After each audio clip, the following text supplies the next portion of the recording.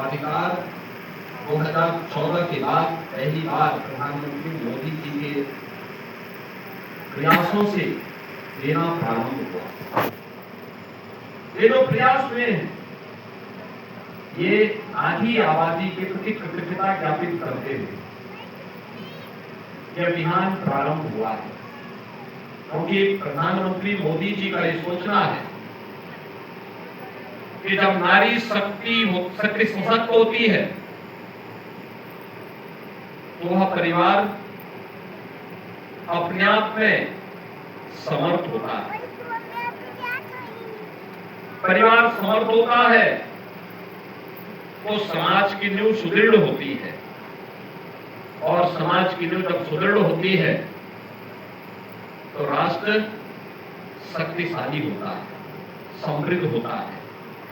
आत्मनिर्भर और विकसित भारत की संकल्पना वहां से प्रारंभ होती है। उस आत्मनिर्भर भारत की परिकल्पना को और सशक्त भारत की, विकसित भारत की संकल्पना को आगे बढ़ाने के लिए ये सभी कार्यक्रम और ये अपने आप में एक रिफॉर्म है, समय की आवश्यकता के अनुरूप किए जाने वाले परिवर्तन का हिस्सा है। ऐसा नहीं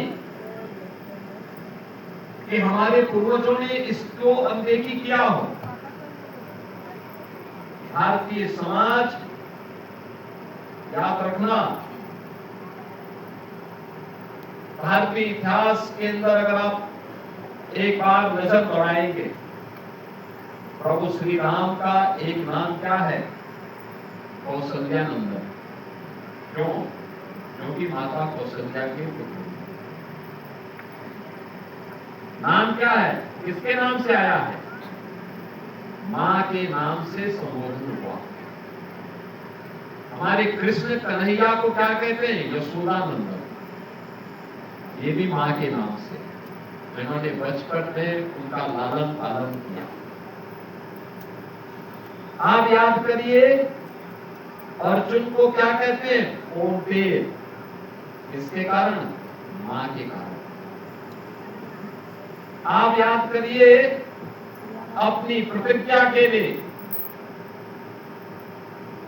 पूरे महाभारत को पूरी मजबूती के साथ युद्ध के मैदान में सामना करने का साहस जिनका कोई नहीं करता था, जिनकी प्रतिज्ञा ही उनका संकल्प था, भीष्म पितामह, गंगा पुत्र थे, गांगे कहलाए। आप याद करिए ना, ये सारी बातें। और हमारे यहां जब हम संबोधन कहते हैं, जब हम श्री राम कहते हैं, जय श्री राम कहते हैं ना, श्री का संबोधन माता सीता के लिए होता है, और उसका अगर पूरा आप नाम पूरी रूप से उस पूरे उद्घोष को करेंगे तो क्या बोलते हैं? बोलो सियावर रामचंद्र भगवान की ये नाम। आप चले जाइए मथुरा वृंदावन में, वहां पर हम सब मानते हैं ना कि मथुरा वृंदावन ये भगवान कृष्ण की जन्मभूमि और उनकी लीला भूमि है, लेकिन संबोधन क्या है? राधे राधे। संबोधन क्या है? राधे राधे। आप काशी में जाइए, काशी में संबोधन क्या मिलता है? नमः पार्वती पतिये हर हर।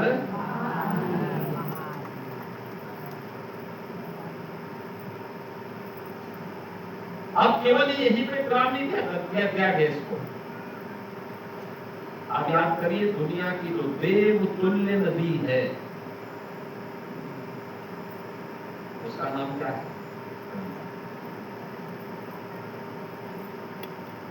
आपने उसको मां के रूप में संबोधन किया, गंगे मैया।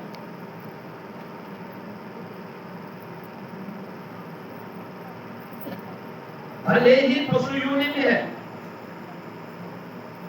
लेकिन सबसे पवित्र है, देव तुल्य है, देव अंश जिसमें मौजूद है, उसको हमने क्या बोला?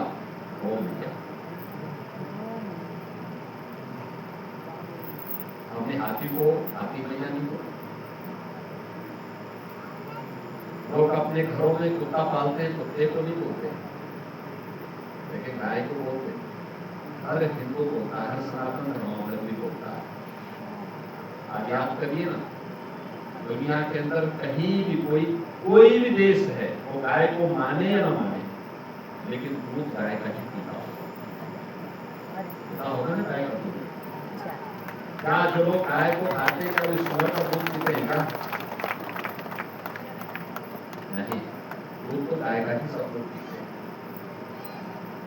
कोई बच्चा होगा माँ का ही दूध पिएगा। यानी ये प्रकृति से प्रदत्त उपहार है, देवीय उपहार है। समुद्र मंथन से निकले हुए वे रत्न हैं जो हमें मातृशक्ति के संबोधन के साथ जोड़ता है। और इसीलिए ये भारत की ऋषि परंपरा ने उसको उसी रूप में आगे बढ़ाया। और इसलिए नारी गरिमा को, उसकी महत्ता को हर स्तर पर सम्मान देते थे, उसको आगे बढ़ाने का काम। 14 में प्रधानमंत्री मोदी जी के आने के बाद यही प्रयास प्रारंभ हुआ। आपने देखा होगा बहुत सारी जगह समस्याएं,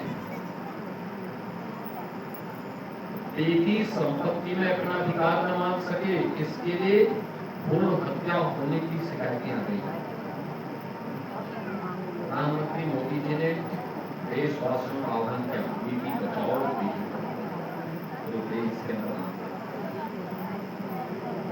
इसके संरक्षण के लिए मातृवंदना योजना चलाई, बेटी सुरक्षित।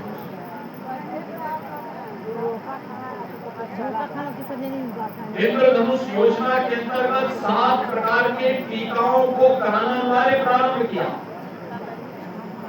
और जब प्रदेश में हमारी सरकार बनी तो प्रधानमंत्री जी ने सबसे पहली बात यही कहा कि देखिए, महिला और पुरुष का जो अनुपात पता नहीं क्या करे आज में भिन्नता है, इसको नियंत्रित करना है। अभिशाप है, इसको रोका जाना है। जो सुने हैं तो नहीं सुने। 10 मिनट और हमें इस बात को ध्यान में रखना होगा, खड़ा हो पाई ना देरी ले, उनका हिम्मत मस्त हो जाए। और आप देखिए, उसके बाद फिर हम लोगों ने उत्तर प्रदेश में पहले मुख्यमंत्री कन्या सुमंगला योजना चलाई, बेटी के जन्म लेने से लेकर के। अब ज्यादा देरी लोग ना खड़ा हो पाई है, वो खत्म हो गया।